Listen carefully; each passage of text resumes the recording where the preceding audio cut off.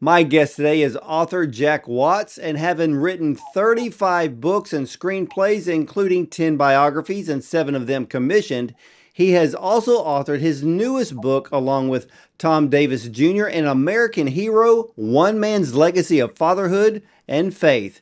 Now, the book pays homage to Tom Davis's father, Jimmy Davis, who overcame impossible odds as a child after being dumped at an orphanage by his degenerate father, who he never saw again. Now, pulling himself up by the bootstraps, Jimmy got an education and then sneaked into the army underage, rising through the ranks to become a World War II decorated officer fighting in the Battle of the Bulge. But there is so much more to this story, so let's welcome author Jack Watts to the show for the rest of the story. So, welcome, Mr. Watts.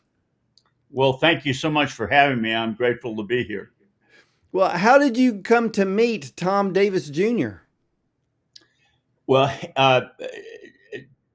Tom had always wanted to write the story of his dad. It was something uh, that he felt like he was supposed to do for many, many years. And he started out. He had this young lady writing it for him, and she wasn't making much progress. And uh, finally, Tom's wife, who was a Facebook friend of mine, said, "You know, you're just paying this girl for nothing, and it's not getting anywhere." And he says, "Well, you got a better option." She said, "I do." And so she contacted me, and I said, "Send me what she's done. Let me take a quick look." And I mean, I read 3 paragraphs, and I said, "You know, this doesn't quite cut it." Uh, so I started talking to him, and once he started telling me the story, I thought, this is good and it can be really fun. I mean, he started out by saying, "Well, my daddy was born on Hang Dog Mountain in North Carolina." And I thought, Hanging Dog Mountain.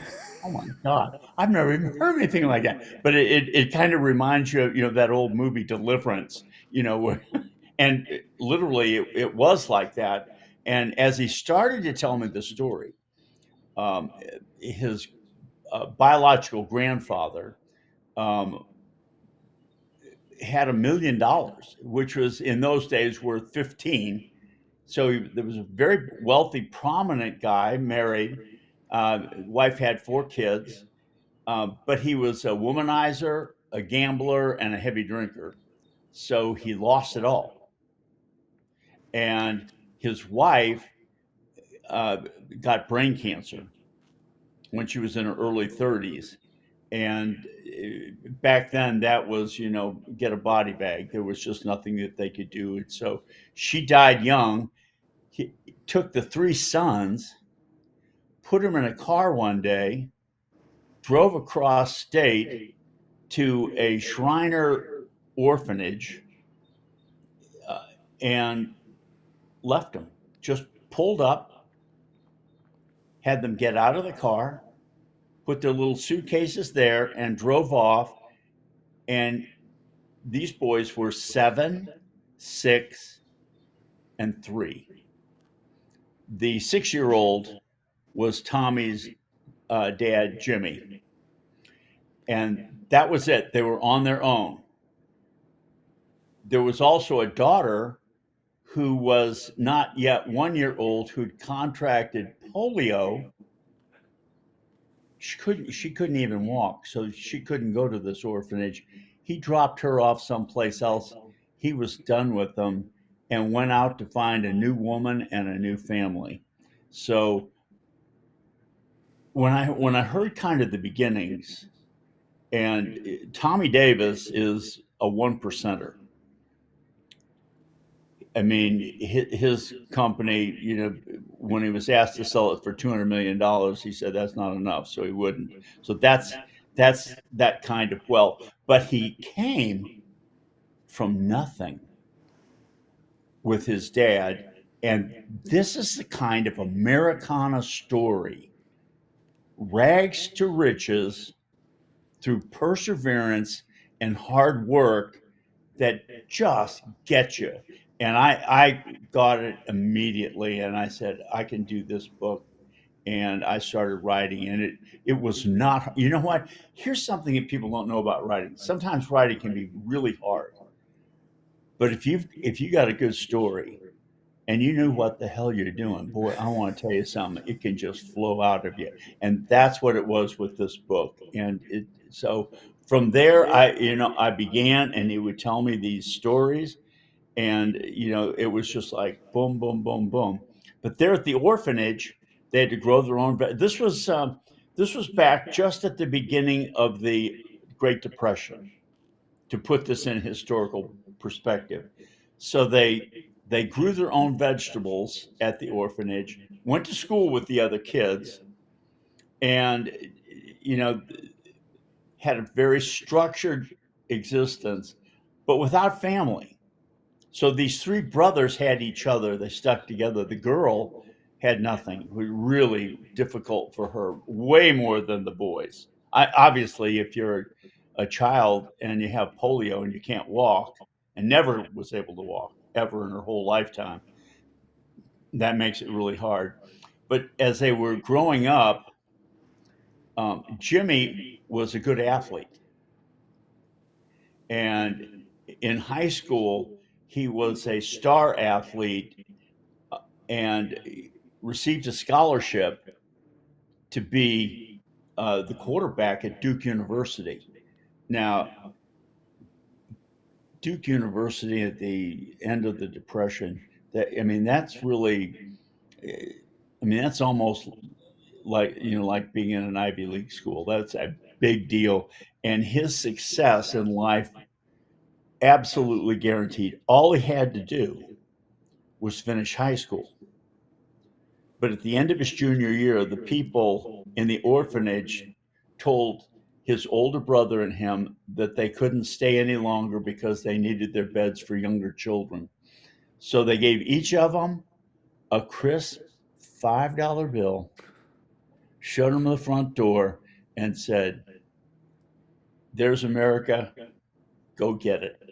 And it really hard. 17 years old for Tommy's dad. So he goes out, and all he can do to make money is shine shoes. 15 cents a pair. If he was lucky, he'd get a nickel tip, 2 dimes. But 2 dimes and a nickel would get you a sandwich and a glass of milk back during those days. So he lived he lived in a place where there were a bunch of reprobates. But you got to remember, he was 17 and an athlete. So he didn't have anybody mess with him. Anybody mess with a 17-year-old that's put together is a fool anyway. But the older brother couldn't get jobs in the little town that they were in. So they went to Raleigh. That's the big city, and back in those days in North Carolina, couldn't do anything. So the older brother enlisted in the army, 3 hots and a cot. And this would have been, in 1938 or 39. So Jimmy wasn't doing very well with the shoes. He could hardly survive. Finally, he went to the Army recruiter himself, and he says, "You 18 years old?" "Yeah, man, I'm 18." Of course, they didn't have birth certificates back in those days. Those are, we're talking Appalachia, So, but you're an army recruiter, and you see what's happening over in Europe with Hitler and the Munich Accords, and peace and art time, which meant there wasn't going to be peace. Building up the army was a big deal. So he went into the army before the war as a buck private. Now, in the army, in each of the bases, they had boxing matches. That was the big sport for people in the service back then. So Jimmy was the welterweight champ of the base that he was at, and it probably would have been Fort Bragg. That that's a Fort Bragg's a big, big deal in the Army, and that made him a stud. And and of course there was no gambling, which meant everybody gambled.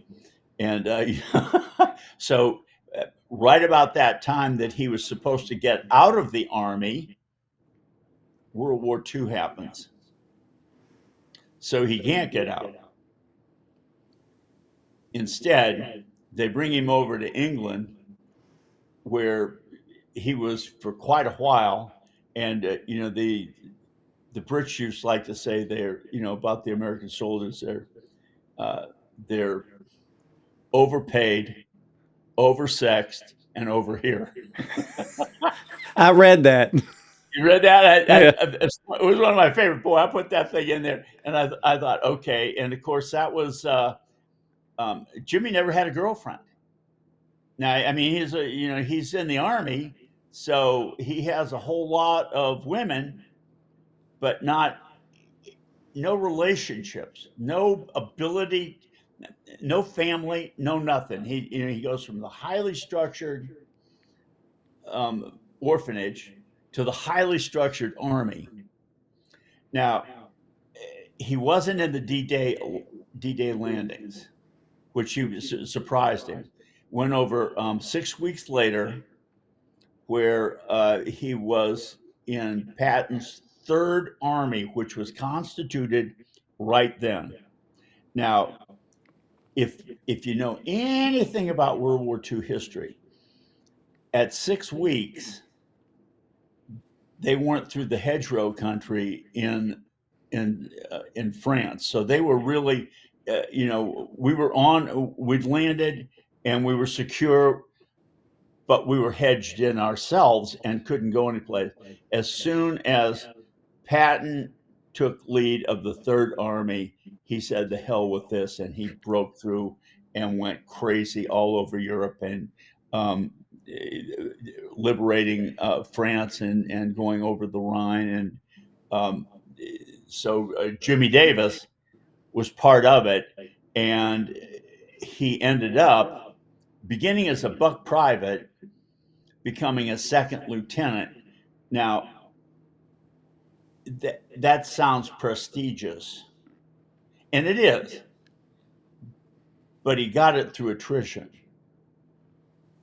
Everybody else was shot and killed before him, so he became the leader because he was the 21 years old, 22, 23 at this time, maybe 24.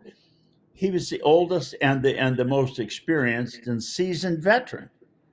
So he became the officer. Well, I mean, that's a big deal, but it also tells you how brutal the Western Front was. It was not as brutal as the Eastern Front, thank God, but it was tough.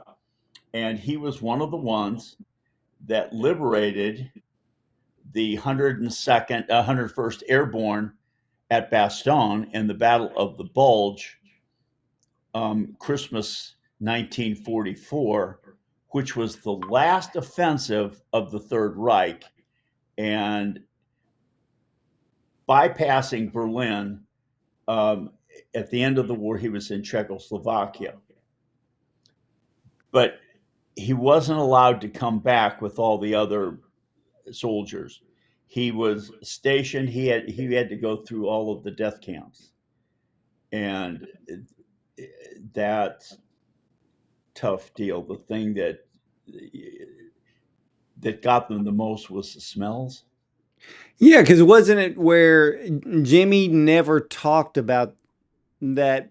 He didn't talk a lot about the war to Tom, except for maybe one story that he actually told him because it was so traumatic for him. And I was surprised, like you had said, here's the war ending in 45. He wasn't even allowed to come home until what, 48? Yeah, the story, it was his best friend, and they were there in the Ardennes, the forest, and his best friend got up to move 20 feet, and a German machine gun cut him literally in two, cut his body completely in half, and his legs kept moving for another 3 or 4 steps without the top of his body, which is a visual. In the South, there's an expression. He says he's, when somebody does something foolish, says he's like running around like a chicken with his head cut off. And that was a human being. And when um, Jimmy's dad told Tommy about this, uh, Tommy realized how painful this was for his dad, and he didn't, because I mean, when you're a kid, what you do in the war, Dad? What you do in the war? And and what he did in the war was so hard that he just couldn't bring it up, or wouldn't bring it up, and didn't want his son, his only son, to have those kind of visuals in his mind. But at one time he did say that, and it was so powerful an image that even when Tommy told me about it on the phone, and before I wrote about it, there was a tremor in his voice. I mean, it was just tough stuff.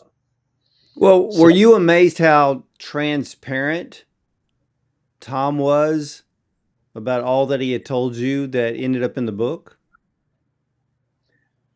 two things. One, yes. Two, before we started, I said, if you want me to do this, I'll be glad to do it. But we're going to do this like the old Clint Eastwood movie, The Good, the Bad, and the Ugly. So we're going to put it all in there because I read memoirs. You say you like memoirs. Too often with memoirs, people write all of the good things that they've done and don't ever give you even the slightest clue about what is underneath it. And I I don't think it's fair for readers to not know, and it's not accurate. It's not really a memoir. It's a promotion piece, and that doesn't do people well. So we made that commitment going in, and he was very forthcoming about everything that happened, and which was good because the story gets very hard. It gets And dark. yeah, It gets dark, and and on but what on the positive side, and we'll get to the other side here in a moment. But on the positive side, the three things that I noticed, and you mentioned it, he led a very structured life in the orphanage. He led a very structured life in the military, which all military personnel do. Then, when he met Cleo, he ended up having a structured family life due to his faith.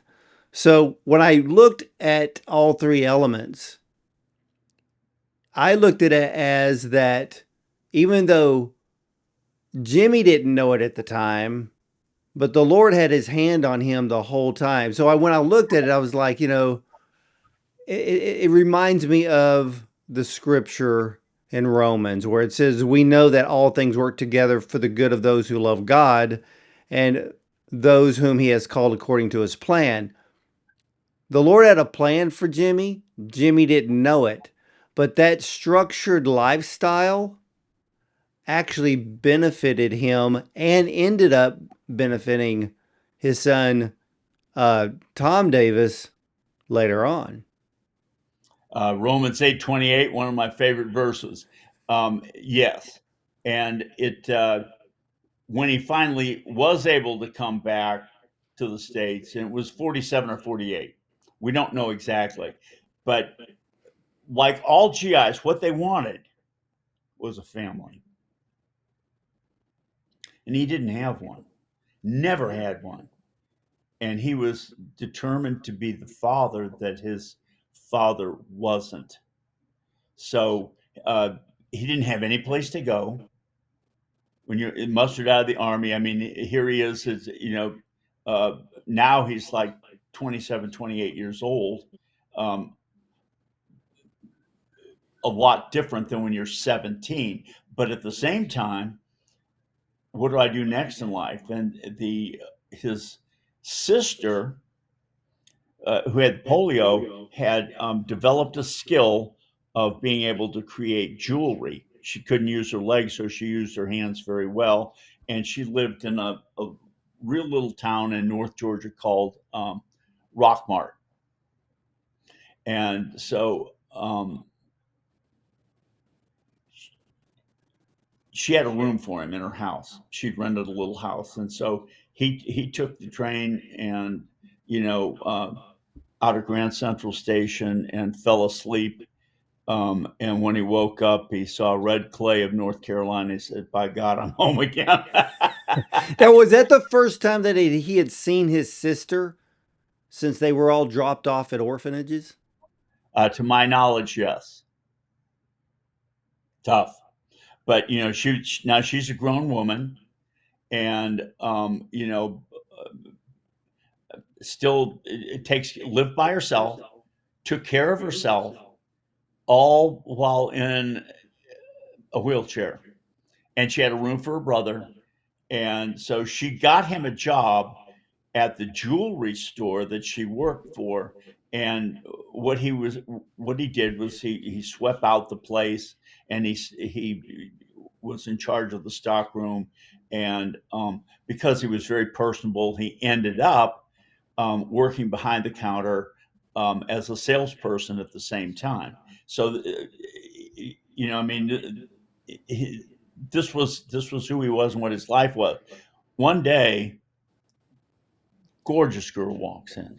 She wants some earrings, and he's beside himself. But in his heart, he says, "This is the girl for me."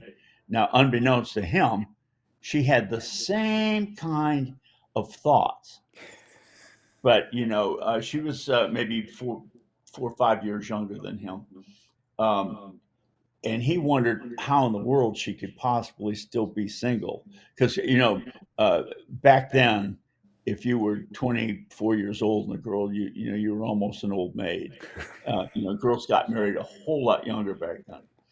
um, so they went out a couple of times, and she told him, she says, "Well, I'm single because I'm only going to marry a Catholic." And this is Rockmart, Georgia. There's one Catholic church, and this isn't like I grew up in Newton, Massachusetts, right outside of Boston. There were as many Catholic churches as there were bars, and there were a hell of a lot of bars, I can tell you. so he dates her, and they're fairly passionate, but Catholic girls in the 50s had boundaries, and they were firm, and they didn't breach them. And she wasn't about to breach them. And he was a determined officer in the United States Army, hell bent on achieving his victory. To do that, becoming a Catholic was required. Having no faith of his own, other than the belief in God that comes from being in a foxhole and seeing what happens, and knowing that if there's that much evil, there has to be a God that's good. He starts taking instructions, and uh, goes to his first confessional, which, don't you know, the hair on the ears of that priest had to be singed for a 28-year-old soldier coming back from Europe with all that he had seen and done. Tough stuff. Became a Catholic. Um, they got married. She was just a really fine girl, but she had a couple issues. When things didn't go her way, when she didn't get what she wanted, she could explode. And um, she'd throw dishes, break things, stomp out, throw tantrums like she was a 6-year-old. Yeah, and cuss like a sailor. And or yes. Like I said, I read the whole book. Yes, she was. She could string them together, which was for definitely for sure. So when they were on their honeymoon, she pulls her husband aside and in tears says, "There's something that I need to tell you that I haven't." And he assumed that she was going to tell him about having an affair or something, long term relationship that was inappropriate. That wasn't it. She said that from the time that she was a 6-year-old, and she was a real pretty young girl, very pretty, this photographer had been molesting her. And he did that, and um, it, because he was a professional photographer, he said, "Well, I need her for this, I need her for that," and the family would say, "Oh, that's just wonderful. Put her on a pretty dress," and she'd go, having no idea of what was happening, and like all sexual predators of their nature, what he did was that if you tell, your parents won't love you anymore. They will hate you, and it's all your fault. When you're a 6-year-old, you believe that. You internalize it, and you think you're a bad person. And that ended up being a generational curse in the family. It was just it was the just the beginning, as it turned out.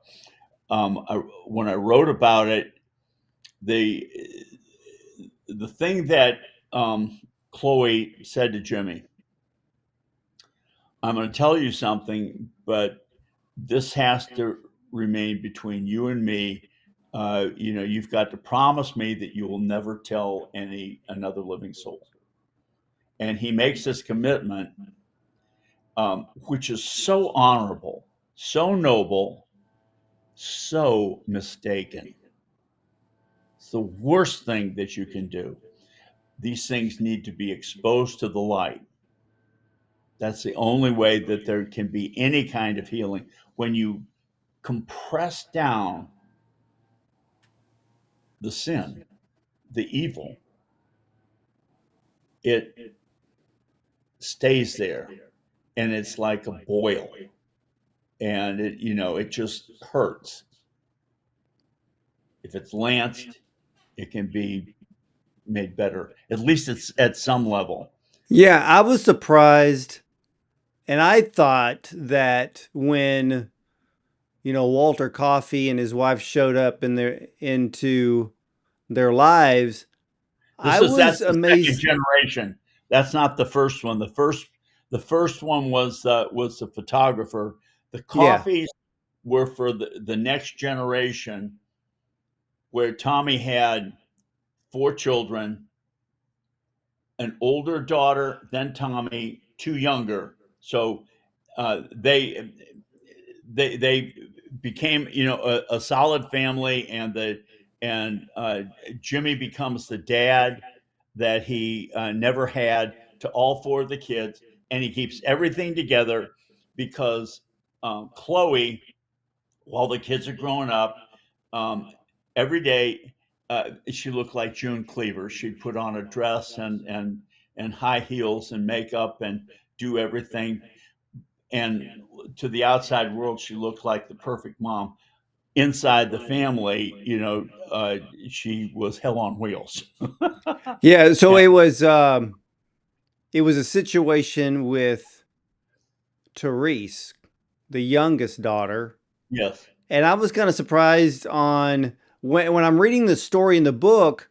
I was kind of surprised of maybe they were naive, and I didn't understand why they would be so trusting because Cleo had already gone through this in her own life. I thought she would be a little bit more protective instead of trusting. Skeptic. suspect and wonder. And it's like, okay, why is this happening like this? Why is this family want my youngest daughter to go on little trips with them? And and particularly as the youngest child's behavior begins to change, and she starts acting out in the same way that the mom did. So I'm with you. This is something that is a non sequitur. It doesn't. I mean, everything lines up usually in these kind of things, but this is how could you not know that? I mean, That's what with I was thinking. How could you not know? You see the changes in your daughter. You would have been, you should have been far more um, protective, and you should have already had the discernment to know. And so, of course, we're talking about what would you say? This was what, 19, was it 1950s, early 60s? No, this was this they were married in the like 1952. So this would be like 1965, um, all the way up to 1968, Yeah, 70. yeah. So people back in the day, when things like that would happen, nobody talked about it. It was either kept a secret, swept under the carpet. Nobody ever went to the cops. Correct. And it's the first thing,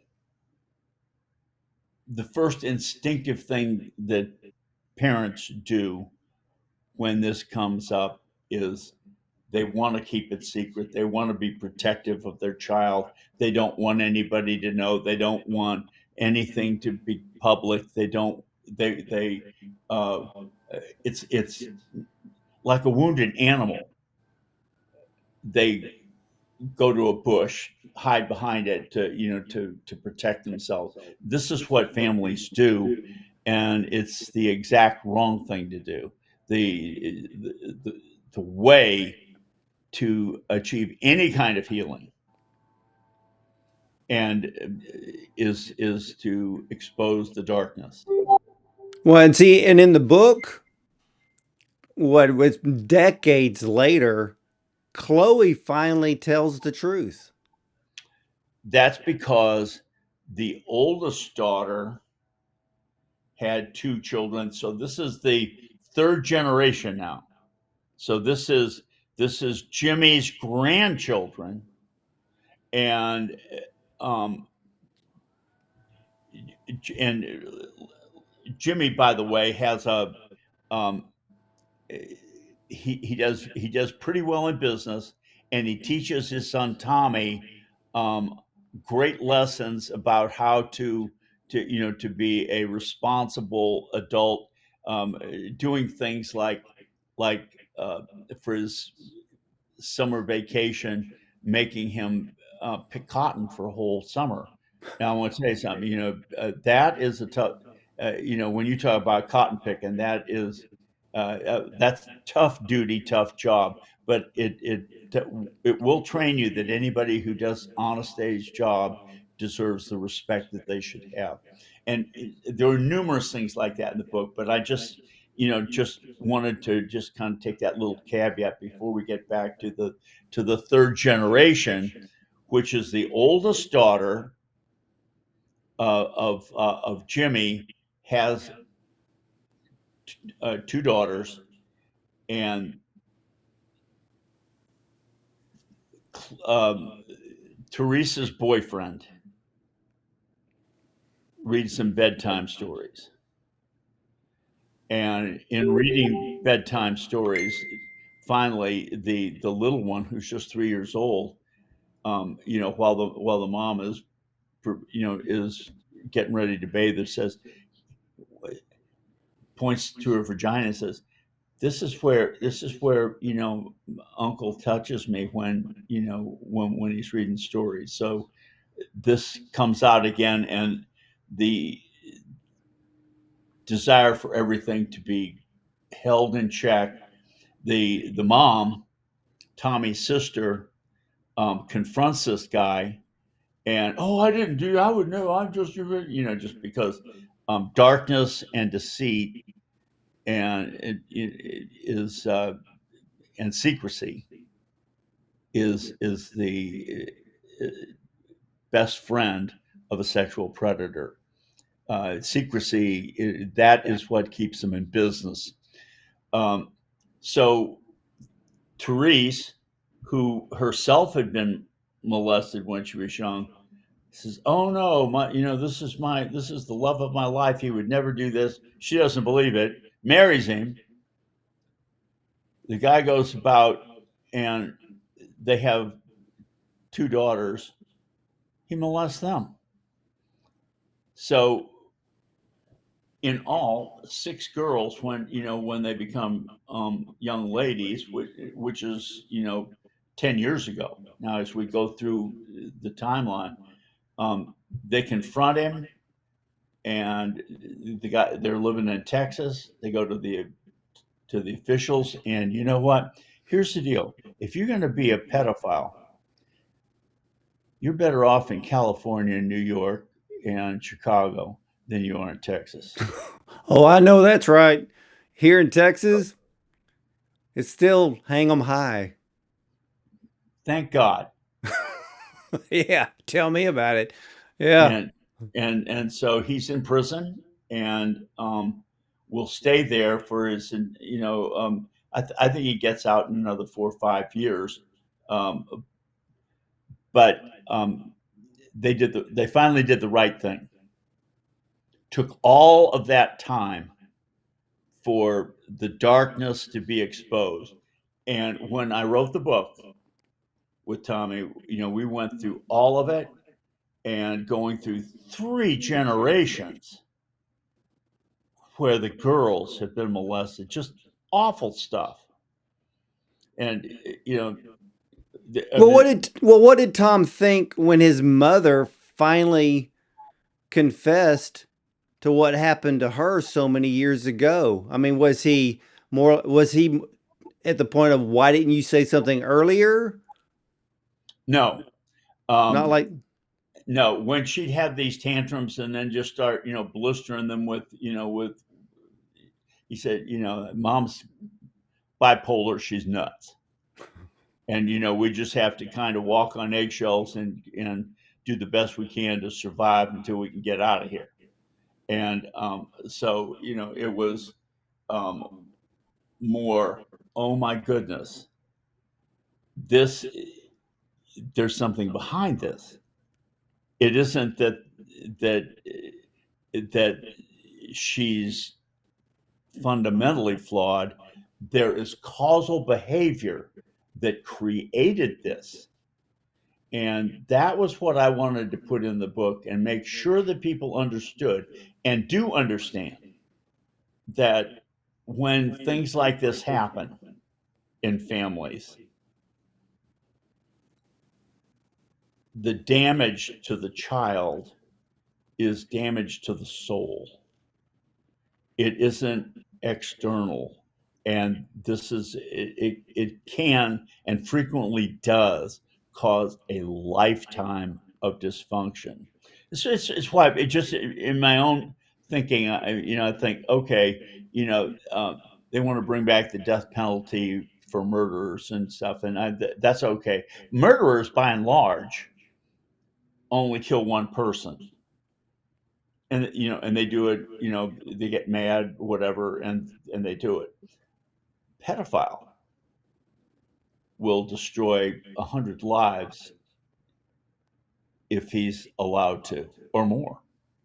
well, I think there should be a death penalty for pedophiles Oh well, that there you go. because of the fact is, You're my man. well, see, Jack, the thing is, you can kill the body, and for some, that's a relief. But when you kill the soul, Yeah, it's hard to come back from that yeah, for the victim, which is why if there was ever, okay, the best comparison. So some guy murders somebody and he gets the death penalty. then then you get a pedophile that does what he does, you gave the death penalty to the victim. Hmm. And in many cases, they think that's their only way out. And a lot of people can't handle living through that. And there are families that haven't been able to live through it, either keeping it as a secret or thinking of doing the right thing, going to the cops, going public, and then you're living with a scarlet letter. And the And, system and that, has to change. yeah, and that can be difficult. Um, you, if you're particularly when you're a young child. I mean, in all of these cases, we're talking about um, Chloe. Her molestation began when she was 6. Her daughters started when, 5. yeah, 5 years old, Yeah, and 5. the third generation started when they're 3. So these are very young children. Um, that makes their fundamental identity twists. They don't believe they're good people. They think that there's something fundamentally wrong with them. They don't think that they they don't believe God loves them. They believe they're cursed. There's some really hard things that come from this, and from what I understand, like 1 in every 3 girls in the USA has been molested or raped. And That's a that is lot. too high. Yeah, that is a lot. That is a lot. And I mean, And and for Tom, I it's like mean, it's like 1 in 6 boys, but that number's growing because of the perversion and degeneracy in the United States. I'm sorry, I interrupted you. oh yeah, the level of perversion in this country, if not all over the world. I mean, Satan's opened up Pandora's box, and Yeah, pornography is one of the number one causes. I So, interrupted you. You were going to say something about Tommy. but yeah, this was a very eye-opening book, I will say. Mhm. Well, that was what I wanted, Oh, and can you hear me, Jack? yeah, Yeah, I can't hear you. can you now? Let's see. Can you hear me now? Yeah, I can't hear you. Hold on, let's see.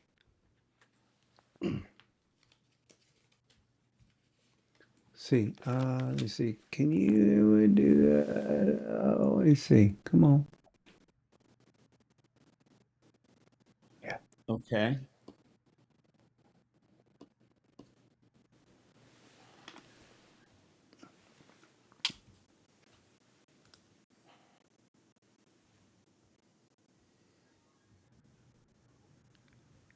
Can you hear me now? I still can't hear you.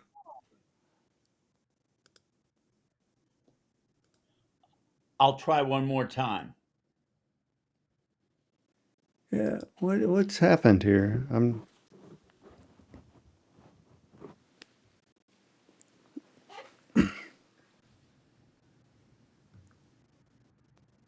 Can you hear me? I hear you. Yeah. I can't hear you. And my mic is on. My mic is on. One, two, three. Um. Can your producer hear me? Let's see. Let me One, try two, this. three. What is the deal?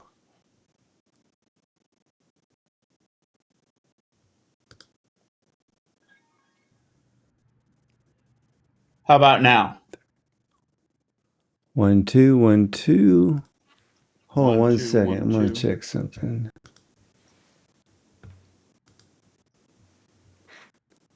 One, two, three. One, two. 1, 2, 3.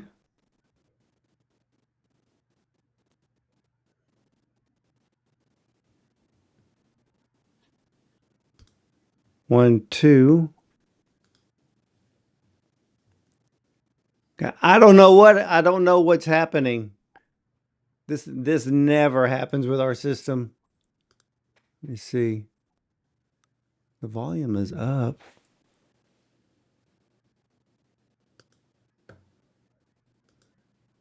One, two, 1, 2, 3.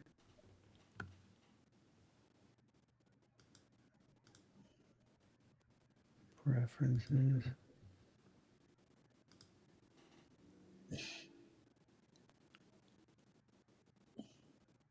Give me a 3 count, Jack. 1, 2, 3. Okay, now I can hear you. I don't know. I Okay. don't know what's going on. That's weird. What was the last thing you heard me say? Well, I heard you say everything. Oh. Okay, so it's okay. So it's on. Okay. Um, I'm trying to remember where I picked up off. Oh, okay. Let's start here. So, the last thing I said was, so that way I got an edit point, was that one of the major problems uh, is pornography. Yeah. And but your book, this story, it's both positive, enlightening, and yes, it was dark. I mean, how did Tom feel after he read the whole book when it was done? He loved it. You know, and his very first thing he said is, Jack says, you know, he never corrected anything. I mean, he said, it's like you read my mind. This is exactly what I wanted.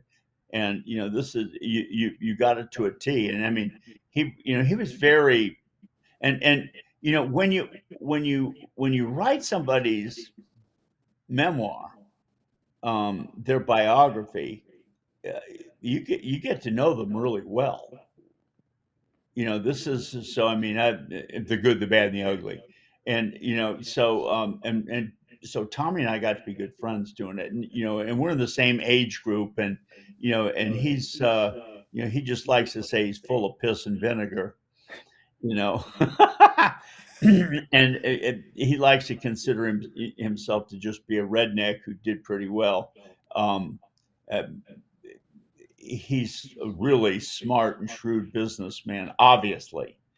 But, you know, all of that came from the things that his father taught him about integrity, about, you know, doing work things. I'm going to bring up one more since we got a couple of minutes. Yeah. When he when he was 8 years old, Tommy's 8 years old.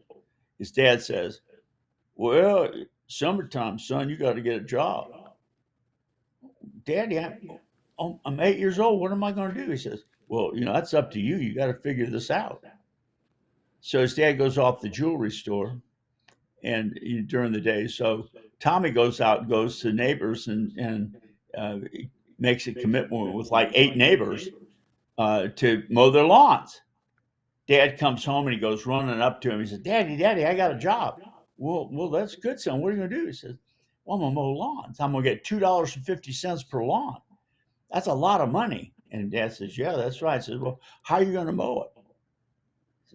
Well, I'm going to use the mower that's in the shed. Well, son, that's my mower. That's not your mower. Well, can't I use the family lawnmower? He says, Well, you can rent it from me. How much you want? 50 cents a yard. So it's like, my dad's ripping me off. That's a natural thing a kid would think. And he said, and he started figuring. I said, okay, well, I still got $2, and he said, all right, you can have the 50 cents. I'll do that. And he said, well, how are you going to do it? You know, how are you going to run the lawnmower? He said, well, the gas can over there. He says, well, that's my gas. That's not your gas. Did the same thing. Got him down to it was $1.50 for him and $1 for his dad, which obviously the dad didn't need the money, but he taught him the cost of doing business when he was 8 years old. and that if you don't, you what you make isn't the gross margin. What you make is after everything is paid for, and many people don't learn that in business. Or well, they do learn it. They just learn it the hard way, and it's why they fail at it. So Tommy learned these things young, and when his dad wanted him to go to college and play football, and he really wasn't big enough, and I mean, you know, play at the University of Georgia. I want to tell you, those guys are studs. Tommy wasn't that big, so he went to Tennessee military, and it's kind of halfway between Chattanooga and Knoxville, and TMI, and we think of TMI as too much information. Back then they referred to those guys as 10 million idiots, and so he graduated there, and they wanted his dad wanted him to try and play football at Georgia or Alabama or someplace like that. He said, "Dad, I want to go into business. I know what I'm doing. I want to make some money." And so he did. And before Tommy ever even got married, his dad had a massive heart attack and died. Now, part of the reason was he was diabetic, which diabetes too, and that came later in life. But another part of it was that he smoked 2 packs a day, and in the military in World War II, they would they would give the soldiers packs of cigarettes, and they were uh, either Camels or Lucky Strikes. So he smoked Lucky Strike. Interestingly, when you see all these movies and they show them smoking in World War II, and they've got filters on the cigarettes, there were no filtered cigarettes.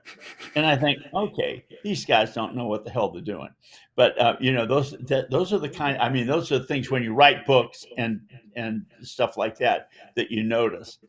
Um, but because he smoked so much, he finally, when they did get filtered cigarettes, went to Winston 100s. But I mean, he burned through his body before his years and died when he was 52, 53 years old. That's young. Oh Um, yeah, very very young. I mean, what do you think that Tommy's father would say now after the tremendous financial success that Tom has had in the construction business? oh, he'd be very proud. This is what he wanted. This is it's what he wanted for his kids. He wanted them to, and Tommy is not just blessed himself. His children are in the family business now, and they are extraordinary people. His sisters and nieces and nephews. Um, Tommy Tommy believes in the trickle down theory, and his blessings have trickled, including to me. This was one of my better projects, and you've been very complimentary, saying it was a good book to read. It was a good book to write, and some of the things that I have to write aren't nearly as wonderful, but it was also um, I liked his conversion to Catholicism. Um, Growing up Catholic in Boston, Irish Catholic kid, until I got involved with Campus Crusade for Christ at the University of Georgia, which changed who I was. But I understand Catholicism, so that made it easy for me to write. And uh, being being a structured religion, particularly before Vatican II, after the orphanage and after the army and World War II, it was precisely what this man needed and what he imparted to the rest of his family. And they've all done really well, in spite of some of the very difficult things which they did not bring on themselves. That's right. They did not bring it onto themselves, but they Yeah, it didn't was notice. forced But it's yeah. I don't really put blame because you have to understand how it all started back with Cleo. And once people understand that, you start understanding the story.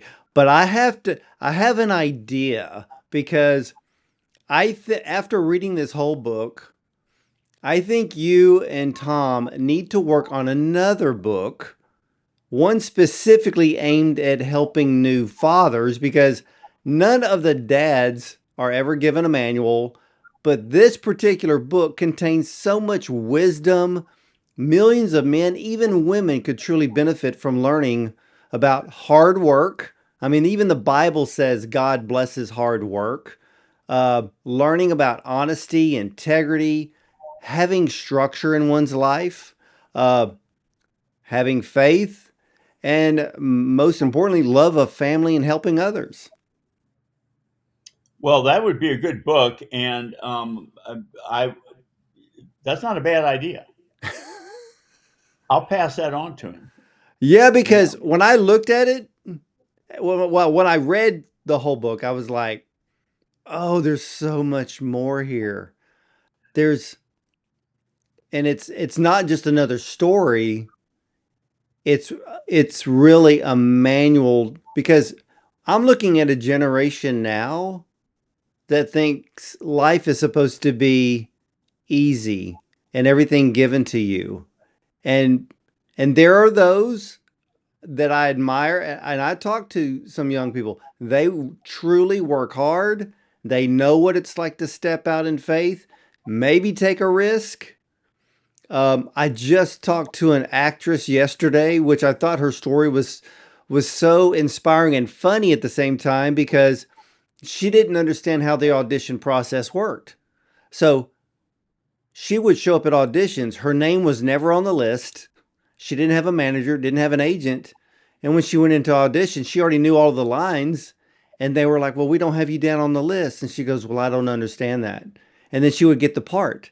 She just had a scrappy attitude and went out and got what she wanted. And I think today's young people need to start learning to do that. Well, I think that's exactly true. It's uh, it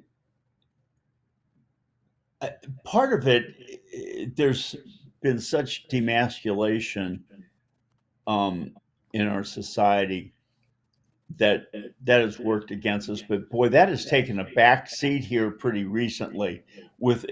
And I'll point to two things specifically. One, a year ago this week, Trump surviving a assassin's bullet and being wounded in it, and that is that is alpha male stuff number one. And then sending those B2s to bomb, as he said, bomb the you know what out of him. He says, I'm going to bomb the you know what out of him, and did. That's also alpha male. The whole idea of the ascendance of betas over alphas has put our society in a very difficult situation from which we are emerging. Thank Yeah, God. it's like I say, there's a positive side to testosterone. Yes. We need to see more of it. And when I read this book, An American Hero, One Man's Legacy of Fatherhood and Faith, I'm like, back in the day, that's what real men were. I mean, my dad smoked unfiltered camels. He We learned how did to too. drink in the army. And of course, he overcame all of that, after coming home and being and ended up being a man of faith. And so I relate a lot to what uh, Jimmy was teaching Tom, and then what Tom has handed down to his own children. Besides the dark parts in the book, this book is extremely positive. It's enlightening, and I wouldn't you suggest not only parents to read it, but maybe young adults as well? Oh, absolutely. Listen, this is Simon and Schuster distributed it. And it was as a Father's Day gift book and for young fathers. And just by the way, we also have an Audible version, and it's I want to tell you something. I wrote the book, and I'm listening to what happens next, and I wrote the book. It's like, oh my God, what's going to happen? Because you just get so into the story uh, when it's read by a professional. And we had Jamie Rennell read it, and he is one of the top voices in the USA for Audible books. So it's and you can get it on Amazon, and you can get everything at Barnes and Noble. This is when things that are distributed by Simon and Schuster, you can get it any place. Yeah, that's exactly right. That's exactly right. And Uh, ladies and gentlemen, this is a book that is an eye opener. And regardless how old you are, this is a book in which you can take some wisdom out of and add it to your own life. And I've always said this, and I'm even proud of my own kids. God blesses hard work. Even the Lord says, go this way and do this, go that way and do that, because you never know what's going to happen. We don't know his ways, we don't know his thoughts, but he said in his word, if you just entrust your plans to me, you will succeed. So, and one of my favorite books of the Bible is Proverbs. So you can read that in Proverbs 16. And Jack, I want to thank you so much for a wonderful interview about this book. Again, ladies and gentlemen, it's available on Amazon, Barnes and Noble, An American Hero, One Man's Legacy of Fatherhood and Faith. Going from an orphanage, growing up in an orphanage, no family, and becoming a success and handing down life's lessons to his son, who, Tom Davis, the level of success, just like Jack said, we're talking a one percenter here. But when you read the book, he's happy about his success, but he doesn't actually brag about it. There's humility there, and I just love that. And Jack, again, I want to thank you so much for not only writing this book, but sharing the book with me and my viewers today. Well, I'm glad that you had me, and anytime you want me for something else, I'm available. I love that. So you're going to have to let me know when you write the next book, and we can do this again. I've got books, trust me. I'm sure of that. Well, ladies and gentlemen, I want to thank you for watching, but hey, stay tuned. I'll be right back with more.